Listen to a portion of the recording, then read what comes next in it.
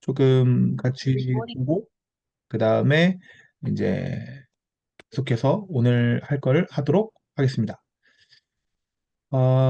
보시면은 우리가 이제 요한복음을 들어가기 전에 성경 공부의 목적을 같이 살펴봤습니다. 예수님을 알고, 예수님을 이해하고, 공감하고, 예수님을 만나고, 그리고 또 예수님을 따르고 그 제자도를 실천하는 것. 그래서 우리가 깊게 예수님을 아는 것, 그래서 예수님을 사랑하는 것, 그리고 그 예수님을 알므로 삶으로 살아내는 것. 그것이 이제 두 가지가 우리의 본질적인 신앙의 목표이자 성경 공부의 목표라고 말씀을 드렸습니다.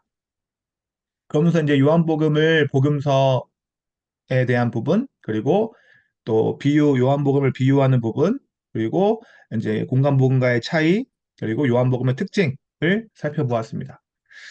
그러면서 이제 요한복음 복음서를 생각하며 이제 복음서랑 바울 서신 중에서 바울 서신이 먼저 저작되었고 그 바울 서신은 예수님이 승천하신 이후에 그 헬라인들 그리고 유대인들을 정말 예수님이 하나님이셨고 부활하셨고 또 십자가에 못 박혀 죽으신 것이 우리의 죄를 사하셨다는 그 사실을 전하기 위해서 예수 그리스도의 십자가와 부활을 설명하는 데에 온 힘을 쏟았던 서신입니다. 그래서 예수님에 대한 이야기를 가장 사실 근거 있게 하는 건 오히려 바울 서신이 좀 더 가깝다는 말씀을 드렸고, 그 가운데에 이제 예수님을 믿기 시작하고 예수님을 구주로, 메시아로 영접하기 시작하는 자들이 그것 예수님의 십자가와 부활뿐만이 아니라 예수님의 삶 전체가 점점 궁금해지고 예수님께서 평소에 어떤 생각을 하셨고 어떤 가르침이 있으셨고 예수님을 정말 따라가고 싶다라는 제자도에 관련된 요구들이 일어나기 시작했습니다. 그 요구로 말미암아 복음서가 쓰이기 시작한 거죠. 예수님의 어떤 그런 말들, 그리고 예수님의 행적들, 예수님의 그런 기록들을 이제 복음서가 나중에 기록하면서 이제 나오게 됩니다. 그리고 이제 어린아이와 코끼리 이 이야기는 이제 요한복음이 이제 구약 그리고 상징이 굉장히 많기 때문에 구약의 인용도 굉장히 많고요. 제가 말씀드렸던 거는 일부 학자들은 마태복음은 유대인들을 선택하기 위해서 유대인들에게 예수 그리스도가 정말 하나님의 아들이었고 메시아다라는 걸 설명하기 위해서 쓴 것이기 때문에 당연히 유대인들이 알고 있는 구약 성경을 굉장히 많이 인용한 걸로 유명한데 어떤 학자들은 그거보다도 더 많이 요한복음이 구약을 인용했다라고 이야기합니다. 그러니까 그 정도로 요한복음은 또 쉬운 언어로 우리가 이해할 수 있는 언어로 쓰였기 때문에 어린아이가 물가에서 놀 정도의 어떤 깊이, 얇은 깊이로도 읽을 수 있고, 코끼리가 물에 잠길 정도의 깊은 은혜의 바다, 영적인 바다로도 이끌 수 있는, 그러니까 그때그때 있던 구약에 관한 어떤 해석들과 상징성에 관한 해석들을 하면 한 절로도 굉장히 깊게 우리가 묵상할 수 있는 것이 요한복음이라는 말씀을 드렸습니다. 그리고 이제 영적인 복음서고 독수리 복음이라고 이야기한 부분에서 이제 영적이기도 하지만 신학적이면서 역사적인 복음서라는 얘기를 드렸고, 그다음에 이제 독수리 복음이라고 불리는 것은 마지막에 요한복음이 하나님의 진정한 영광이 무엇이냐라는 주제로 끝나거든요. 그래서 독수리가 날개쳐 올라가듯이 그 영광의 끝으로 가는 이제 그런 것들을 보고 독수리 복음이라고 이야기를 합니다. 그래서 요한복음과 공간복음의 차이는 같은 관점으로 본다라고 했을 때 지역의 이동, 지역의 이동으로 제가 본다고 말씀을 드렸고, 그것은 갈릴리에서 예루살렘으로 이동하는 것을 공간복음이라고 한다고 했습니다. 요한복음은 어떻게 됐느냐? 요한복음은 예루살렘에 갔다가 갈릴리에 갔다가 예루살렘에 갔다가 갈릴리에 갔다 이렇게 반복하는 것을 보여주면서 실질적인 예수님의 모습을 보여주고 있습니다. 그래서 예수님이 예루살렘 갔던 때가 6월절이었다. 예수님이 예루살렘을 갔던 데가 수전절이었다. 초막절이었다. 이게 절기를 이야기하기도 하고 예수님이 6월절마다 성전을 간 이야기가 세 번 나오는 것으로 보아 6월절은 우리나라의 설날 같은 거거든요. 그래서 1년에 한 번 있는 명절인데 그것을 세 번 예수님께서 지낸 것을 보아 예수님께서 3년 동안 아마 공생애를 사셨을 것이다라고 그 추측하는 그 근거도 요한복음이라고 말씀을 드렸습니다. 그리고 이제 플라톤 이제 철학에 대해서도 말씀을 드리면서 단지 기독교가 플라톤 철학의 아류, 그러니까 이분법적으로 되어 있는 빛과 어둠, 그리고 하나님의 세계와 하나님의 세계가 아닌, 그러니까 인간들이 사는 그런 이분법적인 사고에서 끝나는 것이 아니라 기독교에서 이야기하고는 예수 그리스도는 그 사이를 뚫고 어렵고 힘들고 악하고 더럽고 정말 지혜롭지 못할 수 있는 그 땅에 오셔서 성육신 하셔서 예수 그리스도의 사랑을 보여주시고 하나님으로 다가갈 수 있는 지식의 근본이 우리에게 다가왔다는 것을 이야기하면서 플라톤 철학과 우리 기독교의 어떤 차이점은 소통에 있다는 말씀을 드렸습니다. 그래서 이제 요한복음의 목적을 우리가 함께 읽고 또 봤는데 요한복음은 목적이 분명하게 적혀져 있다고 말씀을 드렸습니다. 그래서 요한복음의 목적은 예수께서 제자들 앞에서 이 책에 기록되지 아니한 다른 표적도 많이 행하였으나 오직 이것을 기록함은 너희로 예수께서 하나님의 아들 그리스도임을 믿게 하려 한다라는 것을 말씀을 드렸습니다. 그래서 우리가 이제 요한복음의 개요 이렇게 봤고요. 그래서 오늘은 저희가 요한복음의 저자에 대해서 좀 다루려고 합니다. 네. 저자에 대해서 좀 다루려고 하는데, 저자에 대해서, 다루는 이유는, 네. 다루는 이유는 저자의 문제가 좀 중요하기 때문입니다. 그러니까, 저자를 어떻게 생각을 하느냐, 그리고, 요한복음을 어떤 관점으로 바라보냐라는 처음 그 관점이 중요해요. 그러니까, 요한복음은 저번에 말씀드렸듯이, 어, 그, 앞에, 그러니까 1장, 2장으로 시작하는 그 앞에 부분의 어떤 상징과 이제까지 이제 요한복음은 이런 식으로 전개될 거야 라는 약간 서론 같은 그런 부분을 굉장히 압축해서 해놨기 때문에 처음에 틀을 좀 잡고 앞에 부분을 좀 자세히 한 다음 그 틀로 계속해서 반복돼서 되어가는 부분을 우리가 볼 거라고 얘기를 했습니다. 그래서 앞에 부분이 요한복음은 좀 중요해요. 그래서 어떻게 우리가 이해하고 어떻게 볼 것인지, 그리고 그 앞을 들어가기 전에 어떤 관점으로 요한복음이 쓰였는지를 보면 요한복음이 조금은 특이한 구조로, 특이한 관점으로 쓰여져 있다는 것을 알 수 있습니다. 그리고 요한복음이 하나의 거대한 이야기이기 때문에 그 이야기는 어떤 목적이 있고 길이 있고 교훈이 있는 거잖아요. 그래서 이 저자의 문제에 대해서, 저자의 부분에 대해서 우리가 잘 생각해보고 고민해보고 그걸 가지고 읽었을 때 좀 더 없는 이익이 저는 많다고 생각을 해서 오늘은 저자에 대한 부분을 조금 더 자세히 하려고 합니다. 아, 네. 그렇습니다, 여러분. 어, 잘 듣고 계시죠? 네, 여러분, 보고 싶습니다. 네, 감사합니다. 여러분, 보고 싶어요. 그, 저자에 대한 부분은 그 일부 지금 우리 아까 유진님이 보였는데, 유진님이, 이따 나가셨군요. 유진님, 그, 저희가 이 저자 문제를 어, 요번에 청년부 수련회에서 제가 강의를 했었어요. 그래서 그 부분이랑 좀 겹치는 부분이 있습니다. 그때 이제 유진님이 오셨거든요. 그래서 조금 겹치는 부분이 있습니다. 그래서 참고해 주시고, 보시면은 이제, 잘못 누르고 있네요, 계속. 저자. 음, 음, 좋습니다. PPT 보이시죠? 네, 네, 좋습니다. 저자가 누구인가라고 했을 때, 저자는 요한복음의 저자의 주제는 생각보다 많은 의미와 역사성 그리고 신학성을 가지고 있습니다. 함께 고민해보고 생각해보길 원하는데 이제 이 사진은 요한이라고 추정되는 그 인물이 이렇게 여기가 반모섬이라고 이제 추정이 되는 거거든요. 반모섬은 또 요한복음을 반모섬에서 요한이 저작했다고 했을 때 어떤 다른 것도 같이 작성을 했는데 어떤 성경일까요?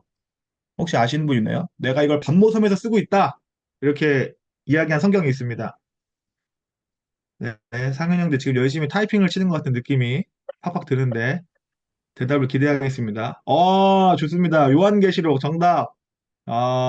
축하드립니다. 생일도 축하드리고. 자, 그래서 이제 요한복음의 저자를 우리가 함께 고민할 때 힌트가 하나 있습니다. 요한복음은 누가 썼다. 그리고 요한복음의 저자는 누구다. 이런 것이 성경에는 정확하게 나오지 않아요. 그래서 우리가 성경을 정말 하나님의 진리라고 받아들였을 때, 성경에서는 얘기하고 있지 않는데 힌트가 있습니다. 그 힌트가 첫 번째 나오는 구간이 바로 이 부분입니다. 이 최후의 만찬이라고 우리가 얘기를 하죠. 잘 보시면 예수께서 이 말씀을 하시고 심령이 괴로워 증언하여 이르시되 내가 진실로 진실로 너에게 이르노니 너희 중 하나가 나를 팔리라 하시니 라고 하면서 예수님이 최후의 만찬을 하시면서 너희 중에 나를 팔 자가 있다라고 이야기를 하시는 장면입니다. 그러니까 중요합니까? 안 중요합니까? 굉장히 중요하죠. 예수님이 이제 나를 누가 팔 거다 이렇게 얘기를 하고 계시는 거예요. 그러면서 이제 누가 나를 팔 거라고 하니까 제자들은 당연히 범인을 찾기 시작하는 겁니다.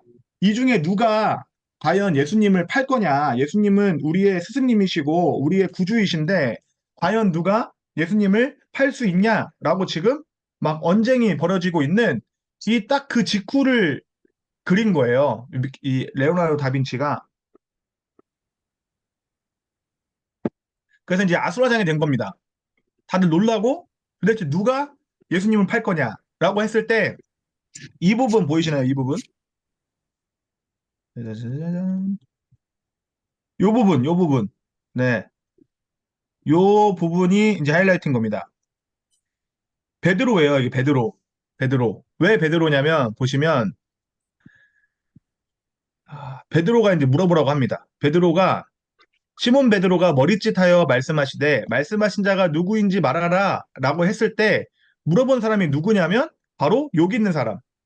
근데 여기 있는 사람을 성경에서 뭐라고 말하냐면, 예수의 제자 중 하나, 곧 그가 사랑하시는 자가 예수의 품에 의지하여 누웠는지라 라고 나와 있습니다. 그러니까 여기서 어떤 이름을 밝히는 것이 아니라 예수님의 제자 중에 한 명인데 예수님의 사랑을 받는 자가 예수님의 품에 의지하여 누워 있었는데 그 사람에게 시몬 베드로가 머리짓을 이렇게 하는 거예요. 야, 누가 죽일 건지 물어봐봐. 이렇게 지금 말하고 있는 겁니다. 그러니까 여기서 이제 그가 예수님이 사랑하는 제자예요. 예수님이 사랑하는 제자가 예수의 가슴에 그대로 의지하여 말하되 주여 누구니이까? 라고 물어봅니다. 그러니까 무슨 말을 하고 있는 거냐면 예수님을 누가 팔 거냐고 말했을 때 그 누구를 찾는 것이 중요할까요? 안 중요할까요? 굉장히 중요했던 일이겠죠. 그러면 우리가 상식적으로 생각했을 때 예수님의 수제자가 누구였나요? 베드로였죠. 예, 베드로였는데 그 베드로보다도 베드로가 물어보지 못하는 것을 물어볼 수 있는 한 명의 제자가 존재했다라는 거예요. 그러면 베드로보다 예수님과 더욱더 친했다는 말일까요? 안 친했다는 말일까요? 친했다는 말이겠죠. 그러니까 그 제자를 성경에서는 그가 사랑하는 예수님의 사랑을 받는 제자가 있는데 그 제자가 예수님한테 물어볼 정도로 베드로도 물어보지 못하는 것을 물어볼 정도로 물어보는 제자가 있었다는 겁니다. 놀랍지 않나요? 저는 너무 놀랐어요, 이 부분이. 네. 어, 뭐라고 말하려고 했지? 혹시 다빈치 코드 보신 분 계세요? 소설? 다빈치 코드 보신 분? 없으신가요? 네, 한 명 있으시고요. 한 분이 계시군요. 네, 다빈치 코드가 이제 댄 브라운이죠. 댄 브라운 맞죠? 그 이제 작가가 이 부분을 이야기하면서 이 사랑하시는 제자를 어떻게 해석을 했냐면 요 사람인데 요 사람이 굉장히 여성처럼 생기지 않았냐. 이렇게 소설이 시작하는 거예요. 그 소설의 어떤 근본이. 그러면서 이 사람이 사실 마리아다. 요한이 아니라. 이제 이런 얘기를 하면서 댄 브라운은 이 소설을 쓰는 거거든요. 그래서 이제 여기에 막 다빈치 코드 숨겨진 이 V자 숨겨진 것이 있고 막 이렇게 얘기하는 건데 여러분 읽으신 분은 아실 거예요. 근데 이제 여기서 말씀을 정확히 보면 뭐가 있냐면 그가 사랑하시는 자라고 했을 때 요 자가 이 남성 명사예요. 그러니까 이제 여성 명사가 아니라 남성 명사를 쓰고 있거든요. 그러니까 그것만 알아도 그냥 아니구나. 그냥 이렇게 이제 생각하시면 됩니다. 그래서 근데 어쨌든 그런 이야기가 있고 그러면서 예수님이 정말 이렇게 중요한 부분에서 딱 등장하는 한 인물이 있으니 그가 누구냐? 예수님이 사랑하시는 자가 나타난다. 그러면 또 예수님이 중요한 순간이 어디가 있었을까요? 예수님이 십자가에 못 박혀 돌아가셨을 때가 있겠죠. 그때를 보면 요한복음 19장 25절에서 27절의 말씀이거든요. 예수의 십자가 곁에는 그 어머니와 어머니 마리아가 있고 이모와 글로바의 아내 마리아와 막달라 마리아가 섰는지라. 그러니까 마리아 세 명이 있었던 거죠. 예수께서 자기의 어머니와 누가 있었나요? 사랑하시는 제자가 여기서 등장합니다. 그러니까 예수님이 십자가에 못 박혀셨을 때 제자들은 다 도망쳤거든요. 다 도망쳤는데 그 자리에 있었던 제자가 있었다고 우리는 알고 있죠. 그러니까 심지어 베드로조차도 도망쳤던 그 순간에 이 곁을 지키고 있는 이 한 사람이 있습니다. 네, 이 그림이 이 요한복음을 근거로 해서 만든 그림이거든요. 그러니까 지금 보시면 이게 마리아예요. 이제 여기에 이제 어떤 그 이 그림의 이름도 있는데 그건 나중에 말씀을 드리고 어쨌든 사랑하시는 제자라는 말 때문에 이 그림도 앞모습을 그리지 않고 뒷모습을 그린 겁니다. 그러니까 누군지를 명확하게 짚지 않고 사랑하시는 제자라고 이야기를 하면서 말씀이 전개가 되는데 예수님께서 그냥 이렇게 말하는 것이 아니라 아주 중요한 부탁을 합니다. 어떤 부탁을 하냐면 자기 어머니께 말씀하시되 여자여 보소서 아들이니다 하고 또 그 제자에게 이르시되 보라 내 어머니라 하신대라고 이야기를 하고 있습니다. 무슨 말이냐면 예수님의 어머니를 부탁을 한 거예요. 그 제자에게. 그러니까 친하고 사랑하고 믿을 수 있어야 이 어머니를 맡겼을 텐데 이 제자에게는 그 행동을 예수님께서 하셨다라는 것입니다. 그러니까 예수님이 정말 사랑했던 제자라고 계속해서 표현이 되고 있는 한 사람이 있다는 것을 우리가 쉽게 알 수 있죠. 그러면 예수님의 십자가가 중요했으니까 또 부활의 장면에도 과연 사랑하시는 제자가 있느냐라고 했을 때 놀랍게도 요한복음 20장 1절부터 4절을 보시면 안식 후 첫날 일찍이 아직 어두울 때에 막달라 마리아가 무덤에 와서 돌이 옮겨진 것을 보고 처음에 막달라 마리아가 돌이 옮겨진 것을 봤습니다. 그리고 시몬 베드로와 누구에게 얘기를 했나요? 예수께서 사랑하시던 그 다른 제자에게 달려가서 말하되 여기서 이제 등장하는 거예요. 예수님의 어떤 순환이 시작될 때부터 시작을 해서 예수님의 십자가 그 순간, 가장 가까운 그 자리, 그리고 부활의 그 순간에 가장 먼저 달려갔던 한 사람이 있는데 그 사람을 예수께서 사랑하시던 다른 제자라고 이야기를 하고 있는 것입니다. 그러면서 시몬 베드로와 달려가서 말하죠. 더군다나 이 말씀이 굉장히 재밌는 건 무엇이냐면 그냥 대충 적은 것이 아니라 시몬 베드로와 예수께서 사랑하시는 그 제자 달려 말씀 다른 사람이 무덤 가져다 주는데 하니라고 했을 때 보세요. 베드로와 그 다른 제자가 나가서 무덤으로 갈새 둘이 같이 다른 짓을 하더니 그 다른 제자가 누구보다 빨리 달려가요? 베드로보다 더 빨리 달려가요. 이게 무슨 말이냐면 굳이 사절이 필요 없잖아요, 사실은. 그냥 달려갔다 이렇게 하면 되는데 굳이 베드로보다 빨리 달려간 한 사람이 있고 그 사람이 먼저 예수 그리스도의 부활을 봤을까요? 안 봤을까요? 논란의 여지가 있지만 저는 봤다고 생각을 하는 거죠. 근데 이제 이 이후에 5절과 6절에서 기다리는 장면도 나오긴 하거든요. 어쨌든 그러면서 먼저 도착했다라는 것을 강조하고 있습니다. 그러면서 이 이제 그림도 이 그림이 이제 예수 그리스도가 부활했다라는 얘기를 듣고 무덤으로 향하는 베드로와 어떤 한 사람을 그린 그림이에요. 그래서 그 사람이 살짝 앞서 있는 것을 볼 수 있죠. 그리고 이 털보가 항상 베드로가 털보였거든요. 그래서 항상 털보는 베드로를 뜻합니다. 심지어 이걸로 끝이 아니라 더 중요한 순간, 부활한 이후에 예수님이, 글자 왜 이래? 예수님이, 잠시만요. 주여, 너무 슬픕니다. 죄송합니다, 여러분. 글자가 이렇게 깨진 줄 몰랐어요. 네, 죄송합니다. 요한복음 21장 5절부터 7절의 말씀인데 이제 어떤 말씀이냐면 예수님이 부활하시고 제자들에게 처음으로 나오는 장면이에요. 그래서 처음으로 예수님께서 나오셔서 제자들을 위해서 그 고기를 구우시고 제자들을 부릅니다. 그때 이제 장면을 묘사한 구절인데 이렇게 얘기합니다. 예수께서 이르시되 얘들아 너희에게 고기가 있느냐 대답하되 없나이다. 이르시되 그물을 오른편 배 오른편에 던지라 그리하면 잡으리라 하시니 이에 던지니 물고기가 많아 그물을 들 수 없었더라. 라고 하면서 7절 여기 7절 빨간색이 뭐라고 나오냐면 예수께서 사랑하시는 그 제자가 베드로에게 이르되 주님이시라. 무슨 말이냐면 예수께서 사랑하는 제자가 베드로보다 그 지금 우리에게 말하고 있는 사람이 예수님이라는 것을 먼저 알아본 거예요. 그래서 베드로한테 오히려 말을 해주고 있는 겁니다. 감사합니다. 우리 채팅방에 지금 윤희자매가 구절을 띄워주셨습니다. 그래서 예수께서 사랑하시는 그 제자가 베드로에게 이른 거예요. 그러니까 베드로도 부활한 예수님을 처음에 알아보지 못했는데 부활한 예수님을 처음 알아본 자가 있으니 그 자가 예수께서 사랑하시는 그 제자라고 이야기를 하고 있습니다. 그러면 이제 우리의 질문은 무엇이냐면 우리가 지금 계속해서 저자 이야기를 하고 있는데 이 저자, 예수님이 사랑하시던 이 제자가 계속해서 저자인 것처럼 등장을 하거든요.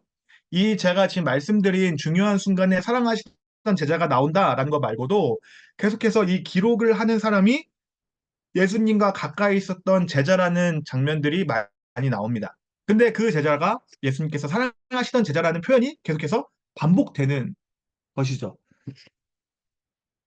그러면 이제 우리가 저자가 누구일까 이렇게 생각해 봤을 때 이렇게 생각을 해보는 거예요. 만약에 익명이 아니라면 어땠을까요, 여러분? 만약에 저자가 익명이 아니었다면 우리가 어, 저자를 만약에 예를 들어서 우리가 지금 이 사진을 봤을 때 이제 레오나르도 이제 다빈치의 그림에서도 본인이 설명할 때 이 사람을 누구라고 이야기를 할까요? 요한이라고 얘기를 합니다. 그리고 이 그림도 이 그림도 예수님과 마리아와 요한이라는 그림이에요. 그리고 요 그림도 무덤을 향해 달려가는 베드로와 요한이라는 그림입니다. 그러니까 만약에 우리가 계속해서 요한이라는 것을 이야기한다면 만약에 익명이 아니라면 어땠을까요? 자, 보세요. 예수의 제자 중 하나가 곧 요한이 예수님의 품에 의지하여 누웠는지라 시몬 베드로가 머리짓을 하여 말하되 말씀하신 누군지 하니 요한이 그러니까 지금 여기서 시몬 베드로가 주인공인가요? 요한이 주인공인가요? 요한이 주인공이 되겠죠. 이것도 똑같습니다. 가장 가까이 있었던 사람이 예수께서 자기의 어머니와 요한이 곁에 서 있는 것을 보고 그러니까 예수님의 마지막 순간에 요한이 있다는 것을 얘기할 수도 있죠. 그리고 가장 먼저 십자가 부활한 것도 요한이고요. 예수님을 먼저 알아본 것도 요한이라는 얘기를 할 수 있습니다. 이게 여러분 요한복음과 도마복음의 결정적인 차이예요. 어떤 학자는 무슨 말을 하냐면 이제 도마복음에는 이제 외경 그러니까 우리 성경에 들어와 있지 않은 어떤 문서가 있는데 거기서는 도마가 중심으로 계속해서 이야기를 합니다. 그러니까 어떻게 보면은 도마가 이 열두 제자 중에 주인공인 것처럼 기술이 돼요. 근데 요한복음은 그렇게 하고 있지 않죠. 요한복음은 본인이 요한의 이름을 밝히지 않고 계속해서 요한을 드러내면서 어떻게 보면은 베드로보다도 뛰어난 자가 나였고 베드로보다 더 상받는 사람이 나였고 베드로보다 더 가까이 있었던 사람이 나였다라는 것을 드러내지 않고 있습니다. 그러면서 사랑하는 제자라고 표현을 하고 있는 거예요. 이렇게 했을 때 우리는 이 표현이 의도가 있다라는 것을 유추해 볼 수 있습니다. 이 사람은 이렇게 쓴 이유가 무엇일까라고 했을 때 사실 요한복음 1장 14절부터 16절까지 말씀에 이미 힌트가 나와 있어요.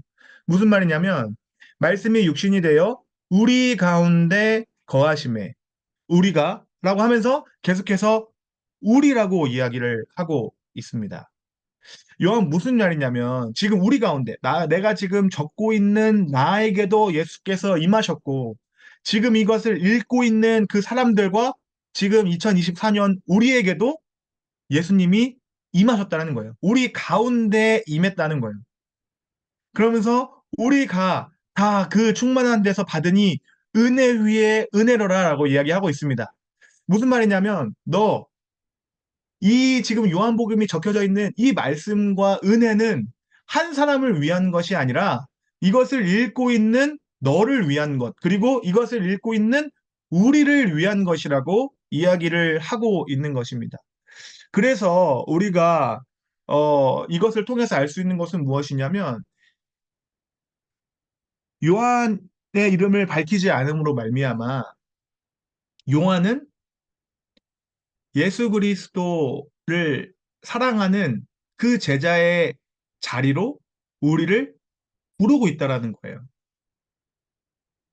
그러니까 이것은 특정할 수 있는 한 사람이 아니라 지금 네가 정말 이 말씀을 읽고 이 앞에서 계속해서 연속되는 이 말씀을 읽고 예수 그리스도를 이해하고 예수 그리스도를 정말 구주로 받아들이면서 이 그 사랑하는 자의 자리가 사실 다른 사람이 아니라 너의 자리라고 이야기를 하고 있는 겁니다. 우리의 자리라고 이야기를 하고 있는 겁니다. 어쩌면 그 자리는 베드로보다도 앞선 자리라고 이야기를 하고 있는 거죠.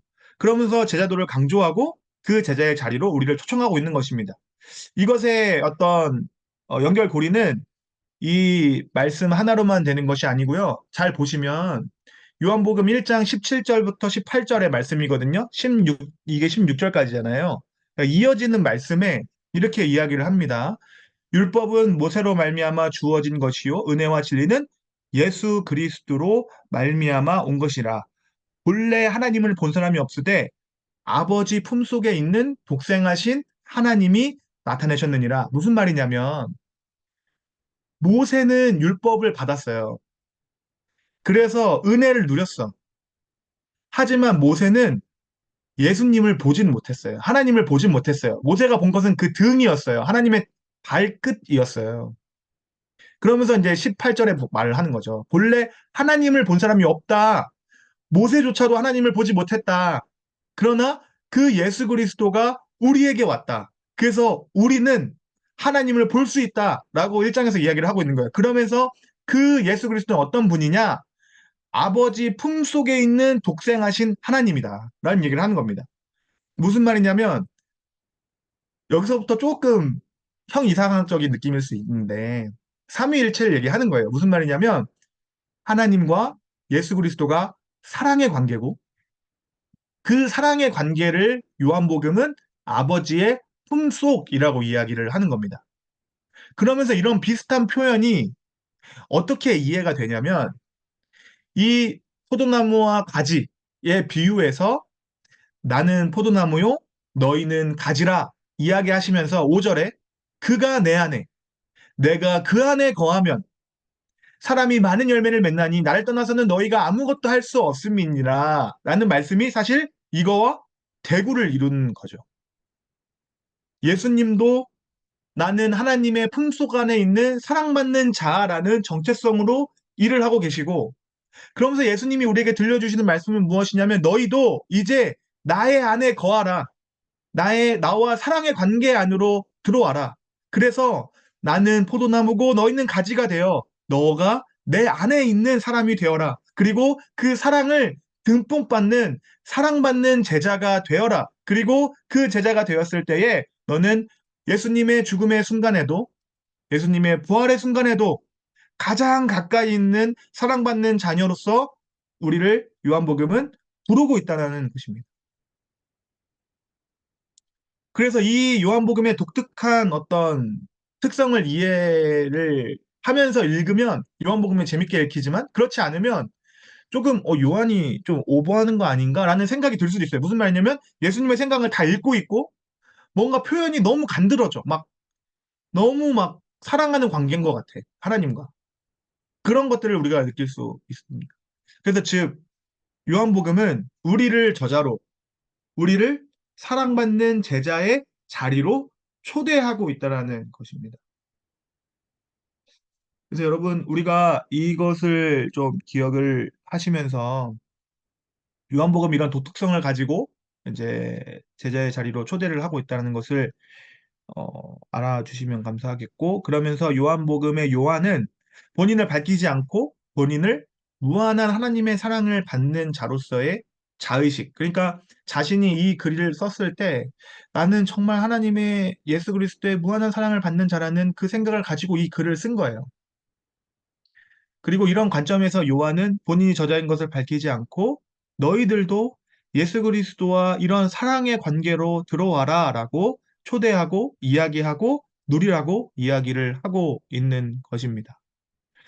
그래서 요한복음을 이렇게 읽을 때 깊은 요한복음의 자리로 들어갈 수 있어요. 그래서 우리가 음, 요한복음에 대해서 네, 오늘 저자에 대해서 이 정도를 하려고 합니다. 근데 조금 더 이제 이야기를 조금 더 하고 나눔을 하고 마치려고 하는데 조금 더 이야기를 하자면 사실은 요한복음의 저자의 문제에 있어서 여러분이 그냥 아시라고 이야기를 하면은 전통적인 것은 제가 지금 말씀드린 것처럼 사도 요한이에요. 그래서 사도 요한을 우리는 볼 겁니다. 계속해서 사도 요한이 요한복음의 저자라는 것을 보고 갈 거예요. 무리가 없어요. 근데 이제 여러 가지의 이제 뭐 제가 충격적인 그 이제 어떤 게 있냐면 그 재작년에 이제 성경 통독반을 권사님들이랑 할 때, 이제 그때 목사님이랑 같이 했는데, 목사님이 요한복음을 얘기를 하면서 요한복음의 저자가 사도 요한이다, 이런 얘기를 했어요. 근데 이제 권사님 한 분이 오셔가지고, 목사님한테, 목사님, 저는 사실 알아요. 요한복음의 저자 요한 아니잖아요. 이렇게 말씀을 하시는 거예요. 그래가지고 목사님이 이제 왜 그렇게 생각하시냐, 막 이러면서 이제 막 얘기를 같이 했어요. 근데 이제 그분은 유튜브를 본 거예요. 근데 이제 요한복음의 저자가 사실 여러분 신학계의 10대 난제 중에 하나예요. 요한복음의 저자 문제가 굉장히 복잡한 문제입니다, 사실은. 예. 그래서 이제 요한복음의 저자에 대해서 여러분이 이제 뭐 여러 가지를 알 수 있고 또 들을 수도 있으실 거예요. 근데 그게 제 생각에는 신앙에 크게 도움은 되진 않아요. 예. 그래서 이제 제가 그 관점, 신앙의 관점으로 말씀을 드린 거고, 그러면서 이제 기본적으로 세 가지로 나뉘어요. 하나는 이제 사도 요한, 그리고 두 번째는 장로 요한, 그러니까 요한 1서와 요한 2서를 이제 쓴 장로 요한에 대한 이야기도 있고, 그 다음에 이제 요한이 혼자 쓰지 않았다라는 이야기도 있습니다. 이 부분에 대해서는 이제 오늘 후일담으로 하려고 해요. 그래서 오늘 후일담을 들으시면 또 이제 음, 신앙에는 큰 도움은 안 되지만 네, 뭐 듣고 싶으신 분들은 또 네, 남아서 들어주시면 되고 오늘은 조금 빨리 마쳤습니다. 네, 여기까지입니다. 그래서 혹시 오늘